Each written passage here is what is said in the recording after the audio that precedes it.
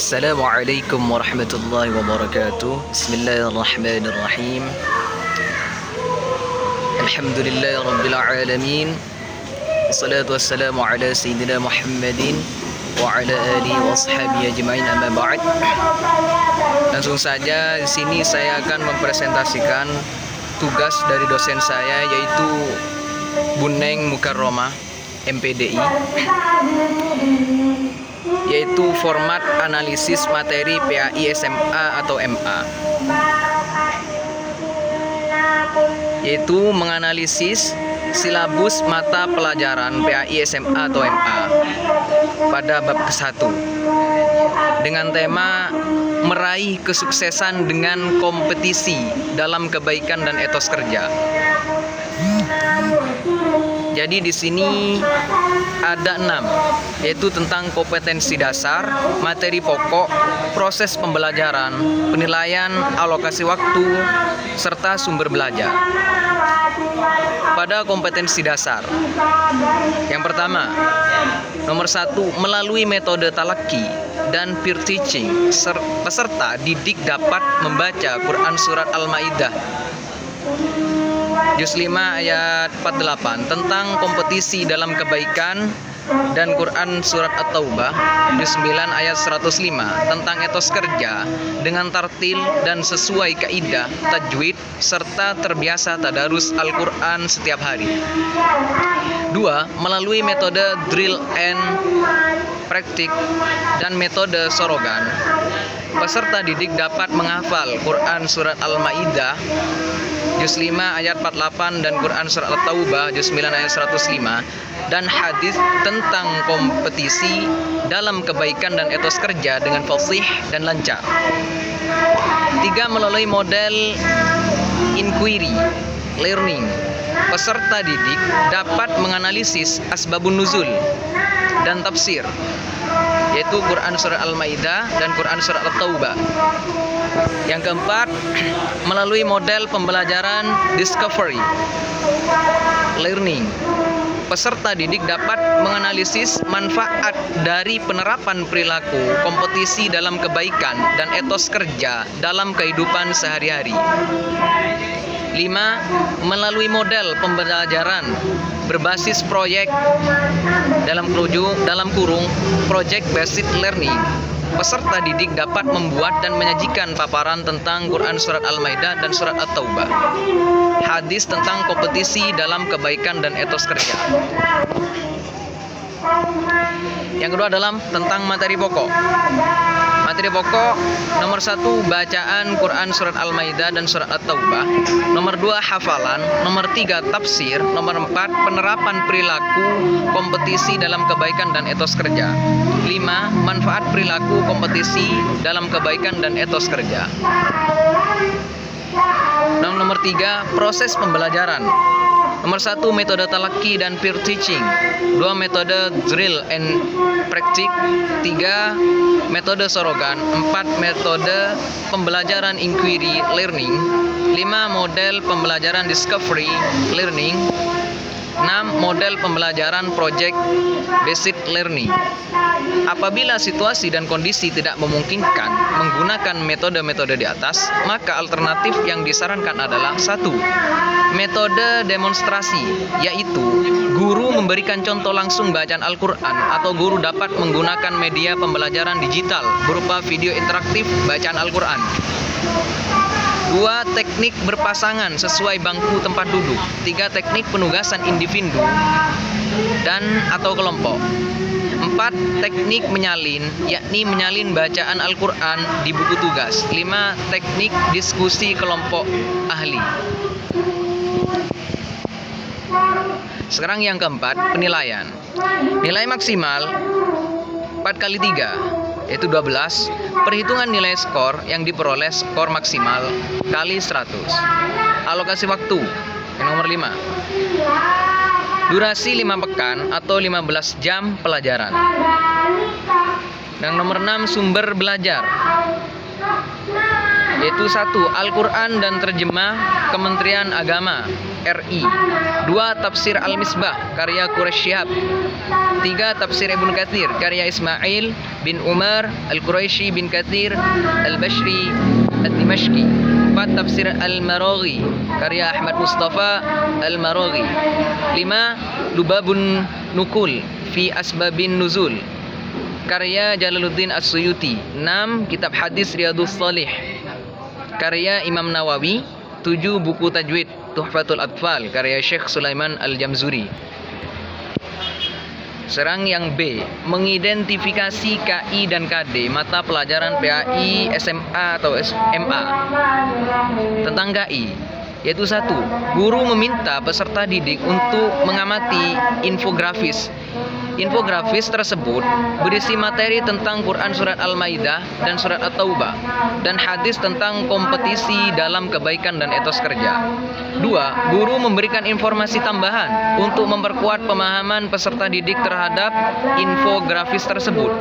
3. Guru meminta peserta didik untuk mengamati gambar dalam kurung tadabbur dan menuliskan pesan-pesan moral pada setiap gambar. 4. Guru meminta peserta didik untuk membaca kisah inspiratif terkait dengan materi pelajaran, yaitu kisah seorang ulama hadis yang ribuan kali khatam Al-Quran. 5. Peserta didik meminta menuliskan nilai-nilai keteladanan dari kisah inspiratif tersebut di buku masing-masing. 6. Selanjutnya, guru meminta peserta didik untuk mulai membahas materi-materi pelajaran dan aktivitas-aktivitas di dalamnya pada rubrik. Tentang KD. A. Kegiatan awal. Peserta didik mengamati dan mempelajari cerita gambar, yaitu cergam dan infografis. Tampilan menarik infografis akan menumbuhkan rasa ingin tahu dan memotivasi untuk mempelajari materi pelajaran. B. Kegiatan selanjutnya, peserta didik diminta mencermati gambar terkait materi dan menuliskan komentar atau pesan moral yang terkandung dalam gambar tersebut.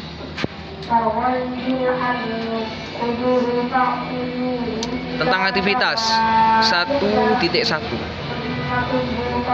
Gambar 1.1 mengandung pesan bahwa seorang siswa harus berkompetisi dalam pemanfaatan teknologi digital sebagai bagian dari usaha meningkatkan taraf hidup. Gambar 1.2 mengandung pesan bahwa usaha keras, berdoa dengan khusyuk akan membuahkan prestasi gemilang. Gambar 1.3 mengandung pesan bahwa berlomba-lomba dalam menjaga kebersihan lingkungan akan berdampak positif bagi kehidupan.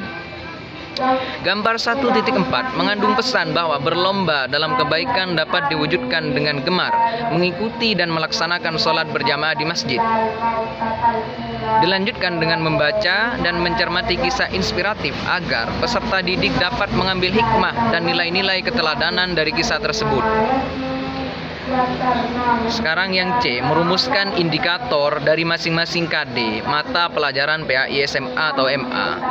Yang nomor 1, mempersiapkan alat peraga atau media atau bahan berupa laptop, LCD proyektor, speaker aktif, laptop, multimedia, pembelajaran interaktif, handphone, kamera, kertas atau karton atau spidol, warna atau media yang lain-lainnya. Kedua, guru membuka pelajaran dengan salam dan meminta peserta didik untuk berdoa bersama-sama, tadarus Al-Quran, memperhatikan kesiapan peserta didik, memeriksa kehadiran, kerapian, dan posisi tempat duduk peserta didik. 3. Guru memberikan motivasi dan mengajukan pertanyaan yang terkait dengan materi pelajaran, menyampaikan cakupan materi, tujuan pembelajaran, dan kegiatan yang akan dilakukan serta lingkup dan teknik penilaian. Sekarang yang D, menganalisis materi mata pelajaran PAI, SMA atau MA. Materi ini merupakan materi pertama, sehingga guru dapat menghubungkan pembelajaran dengan pengalaman peserta didik dalam kehidupan sehari-hari.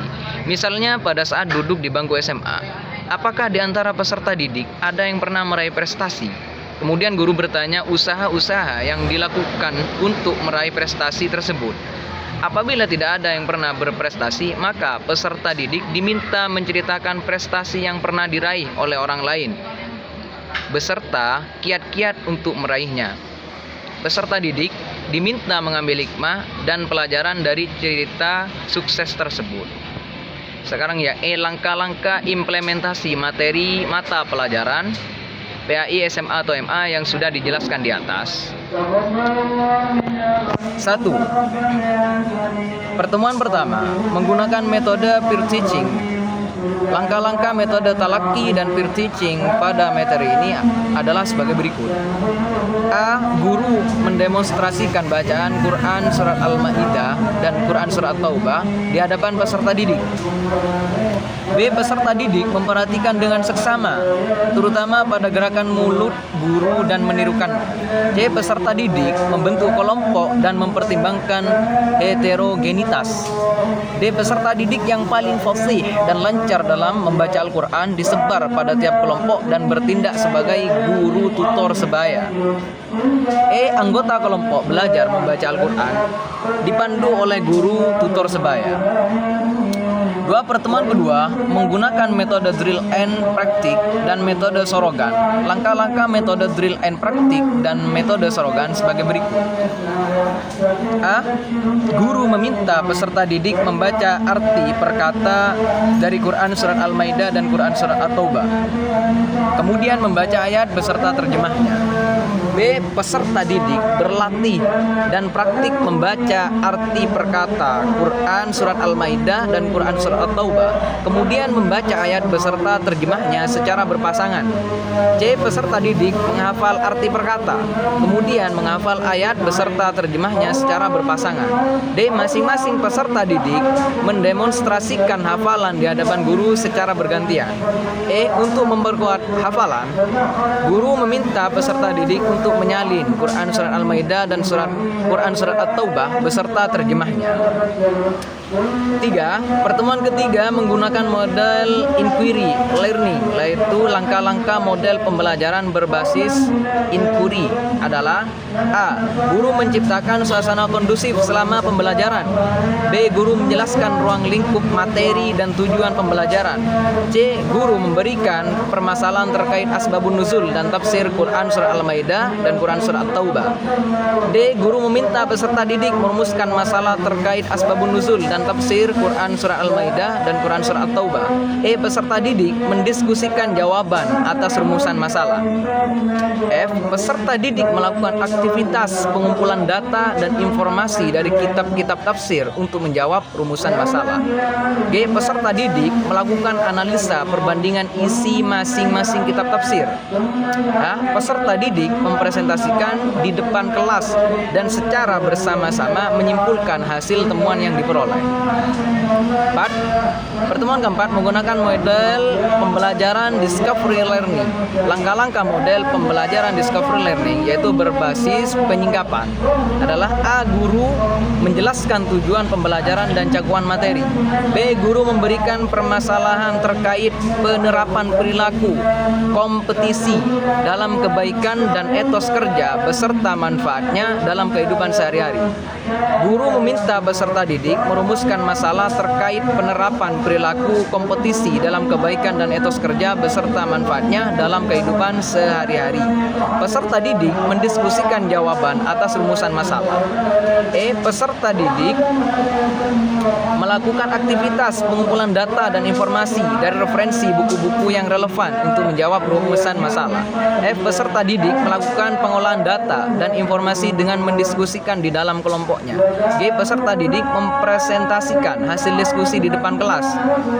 Secara bersama-sama menyimpulkan hasil temuan yang diperoleh. 5. Pertemuan kelima yaitu menggunakan model pembelajaran berbasis proyek, yaitu project based learning.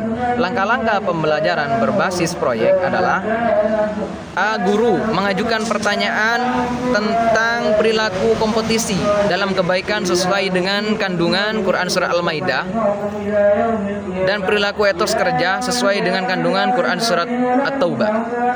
B. Guru bersama peserta didik merancang proyek, yakni membuat paparan digital. C. Menyusun jadwal yang berisi target waktu penyelesaian proyek. D. Guru memantau aktivitas peserta didik dan kemajuan proyek. E. Menilai hasil proyek untuk mengukur ketercapaian kriteria hingga ketuntasan minimal. F. Mengevaluasi pengalaman saat merancang dan membuat proyek dan bersama-sama melakukan refleksi. G. Guru meminta peserta didik untuk membaca rangkuman yang berisi poin-poin penting materi. Mungkin cukup itu saja yang saya terangkan dan presentasikan dari bab buku ini, yaitu bab 1.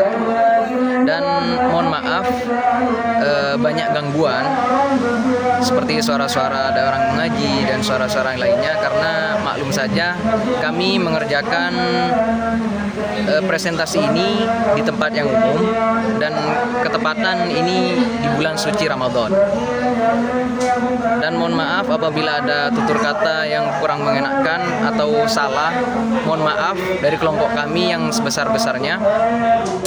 Dan cukup sekian, terima kasih dari teman-teman yang telah membantu atas suksesnya tugas ini. Saya akhiri, wallahul muwaffiq ila aqwamit thoriq. Wassalamualaikum warahmatullahi wabarakatuh.